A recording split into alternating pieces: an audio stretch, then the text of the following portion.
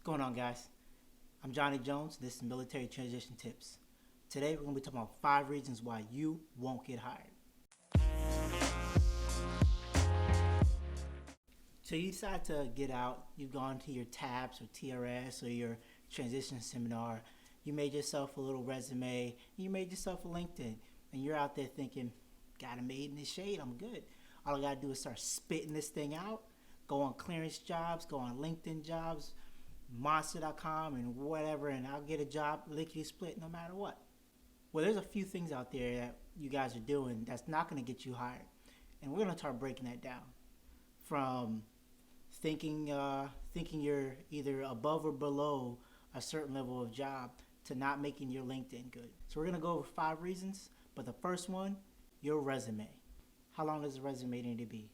1 page, 2 page, 5 page? I'm not here to let you know how long it has to be, because it differs depending on your experience and where you are in your career.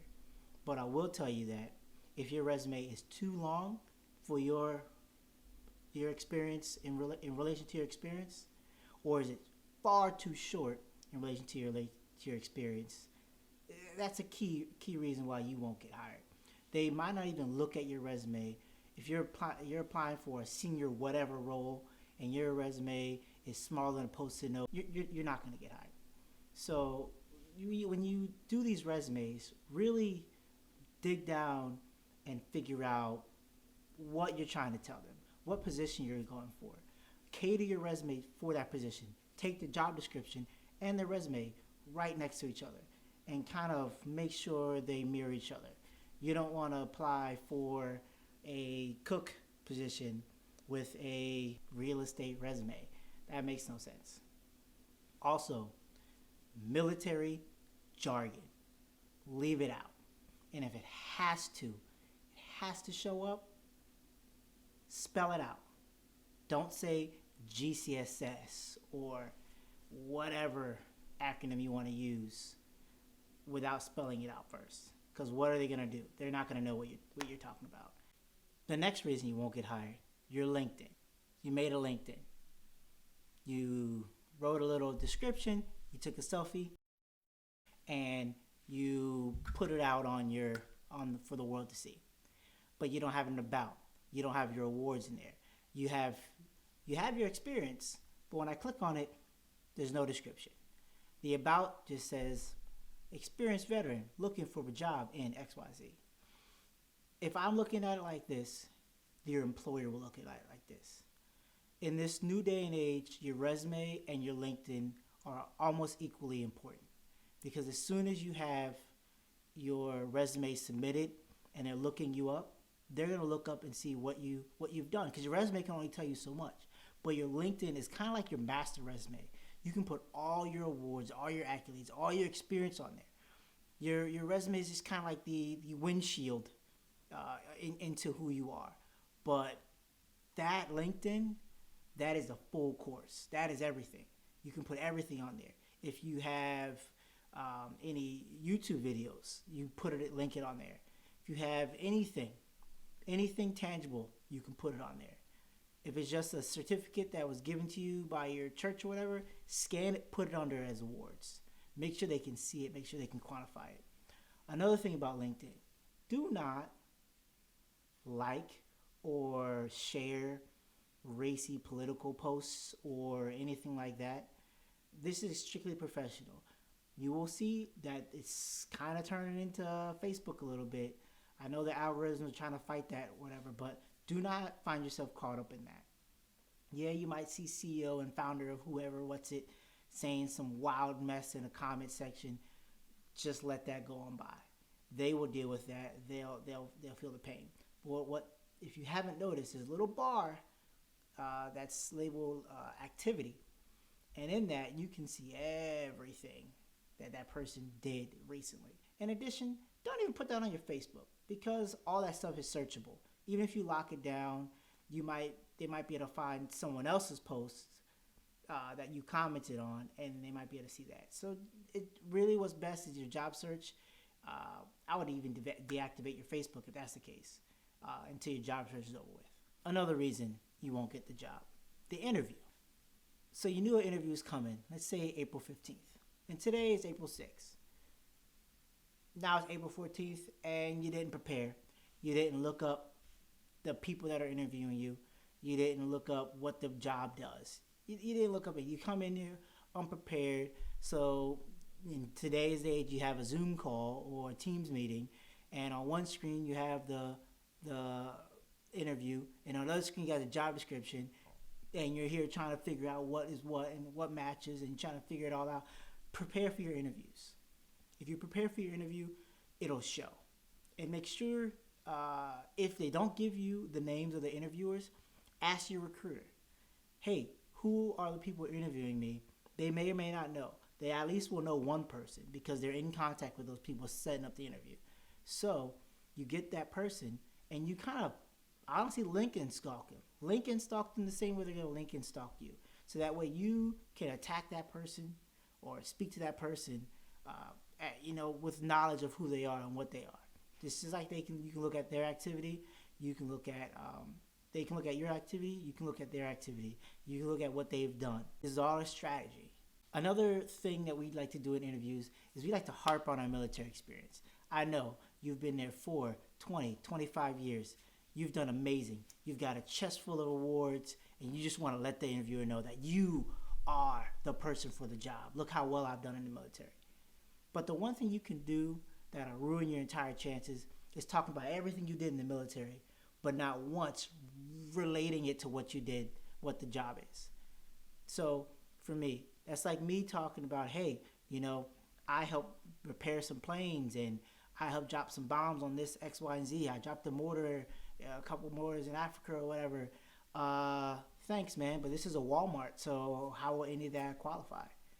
You see what I'm saying? That's a little bit exaggerated, but that's kind of what the interviewers see. They're looking at the job description. If you're talking about something that's way on left field, but not even letting them know how they relate, then you're kind of putting yourself on a cliff right now. You're hoping they don't push you off into the no interview, no job world. Another thing that will stop you from getting a job, this is pointed towards the senior folk. Remember to talk to these interviewers like people. They're not service members. They're not your juniors, especially if mostly likely they will be younger than you. You don't want to talk to them like they are that or like you have more experience than they do. Because even if you do, you're going to come off condescending. You're going to come off aggressive. Already they have a certain perception because you're military. Regardless of, what you may think, they'll have a perception, whether it is this guy's amazing because I've known and I've hired and, I was military before. Or, hey, man, this guy's military. I don't know what to expect. Is he crazy? But either way, how you talk to them can either push them to one side or the other when they're listening to you. As someone who has done interviews with military people, it's a problem that we have. We're very direct. We're very to the point. But sometimes you just kind of got to massage the conversation a little bit so that way they feel comfortable that you know how to turn the military off, or you're not going to come in being a drill instructor or a drill sergeant on the first day and ruin their morale because you don't know how to not military. So that's something you really need to consider, and you really need to just kind of dial it down a little bit, just a little bit. Self-reflection. It's very hard for us, especially of those of us who have been in the military for more than one term. As someone who has interviewed a lot of people from a lot of different walks of life, the main thing that we have is an issue with placing a certain value on ourselves both ways. Sometimes we like to think that we're below where we need to be, and it hinders us because our qualifications say we should be here. But then our applications and the titles that we chase are here, and we're overqualified for these, and we never applied for these. And so you're finding that you're not getting the job because you shot too far below where your target is. The exact same thing will happen on the other end of the spectrum.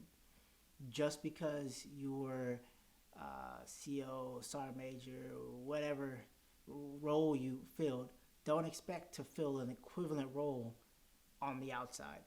you wouldn't expect a 20-year veteran of Amazon to come in and be a CO of an infantry unit, but he's led hundreds of people. He's made critical decisions that affected millions of people around the world, but that doesn't equate, right? So just remember that just because you fit a certain position in the military does not mean that you will fit it on the other side. That doesn't mean that you should get out of your 25 years in the military and go try to be a help desk clerk or a janitor somewhere. I'm not saying that at all. But what I am saying is look at your qualifications and try to find a job that fits your role or fits your qualifications well. Another thing that I've seen a lot is a certain set of words that a lot of us like to use. But realistically, in the military, a lot of us don't understand what that means. And those two words are project management. There is so much that a project manager has to do that most of us in the military have not done. There are acquisitions and stakeholder briefings. Yes, okay, you can say a stakeholder can be your CEO or XO, but it's much different when you're talking about a vast amount of money and people who can pull out of a deal or break a contract because you reneged on something. There's a lot of financial stuff that goes into it. There's supply chain. There's so much that goes into project management, and it kills me to see people that have been in the military for 4 years put that on their resume, because what happens is you and it goes into my fifth reason of mistakenly misrepresenting ourselves. We like to say that we are X, Y, and Z, and we've done this and we've done that, and we see these key phrases, and we see all these things that say, hey man, I've done something like that. Spell out what you've done, but try to refrain from using the title, because words mean things, and if you use a certain title, certain expectations come along with that. So if you say that I have 6 years of project management experience, but your projects were taking things in and out of a quadcon, that's not actual project management, and you should really reconsider how you're displaying yourselves to your potential employer, because you may get the job, and that's just the first hurdle. But can you and are you going to be able to do all the things that are required of that role when you get in? So that's not a shot at anyone, but that's just a word of advice from someone who has hired and interviewed people. Hey guys, I hope you liked the video. Please like and subscribe, as it helps the channel and keeps me making more videos for you. I have a couple more videos in the works. I appreciate you working with me and watching these videos as I start to release them. So keep subscribing, keep liking, and I'll keep releasing these videos. Peace.